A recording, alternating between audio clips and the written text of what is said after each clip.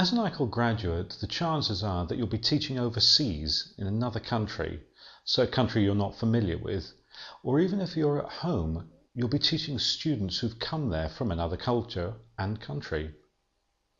This is good, isn't it?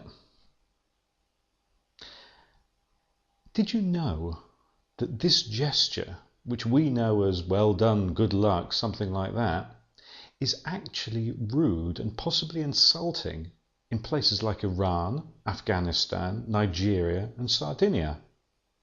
You've got to be careful when you're teaching. Sometimes you can inadvertently insult your students. How about some counting? 1, 2, 3, 4, 5. And this is a rude gesture if you're teaching Greek students.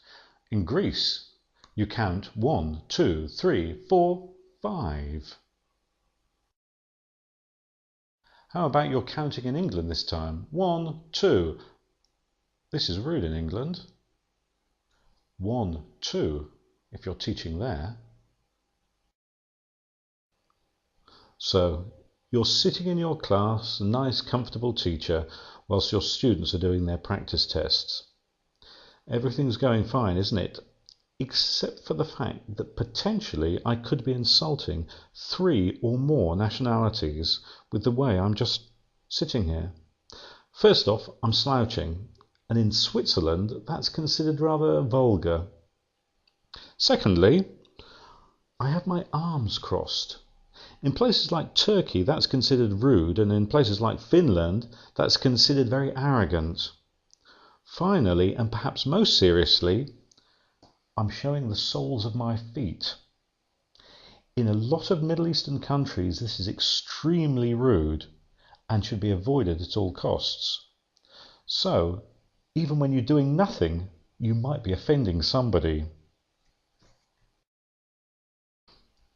Perhaps the most universal gesture is the smile.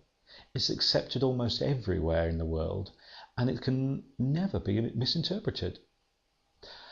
I say never. In some cultures, the smile is considered a sign of frivolity and even sadness, so even then you have to be careful. So what does this say?